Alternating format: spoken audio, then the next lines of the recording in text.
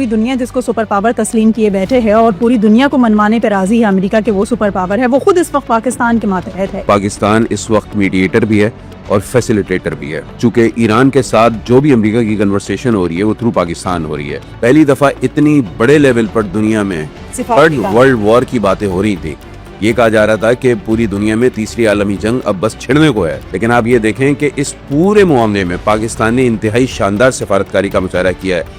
کوئی تو وجہ ہوگی نا کہ پاکستان کی بات سنی جا رہی ہے۔ آپ نے بھی وہ آج بیان سنا ہوگا جے شنکر کا، جس میں انہوں نے پاکستان کے لیے لفظ جو پاکستان کی سفارتکاری ہے اس کو بولا ہے کہ دلال۔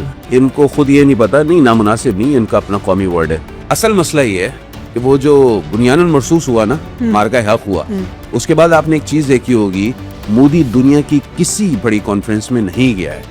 مارکہ حق کے بعد مودی اپنے شکل دکھانے کو قابل نہیں رہا ہے۔ پچھلا جو تقریباً 1 سال ہونے کو آنے والا ہے بنیاداً مرصوص ہوئے، تو آپ اس میں پاکستان کی ایک عالمی شناخت دیکھیں، وہ بالکل ہی الگ ہے۔ اب پوری دنیا آپ کو ہاتھوں ہاتھ لے رہی۔ جب تک یہ امریکہ اور ایران کی وار نہیں ہوئی تھی تو دبئی اس خطے کا ایک معاشی ہب تھا۔ اب آپ یہ دیکھیں دبئی کا وہ جو بھرم ہے نا، وہ اس پوری جنگ میں ختم ہو گیا ہے۔ اگلا جو معاشی ہب بنے گا اس خطے کا، وہ دوبارہ کراچی بنے گا۔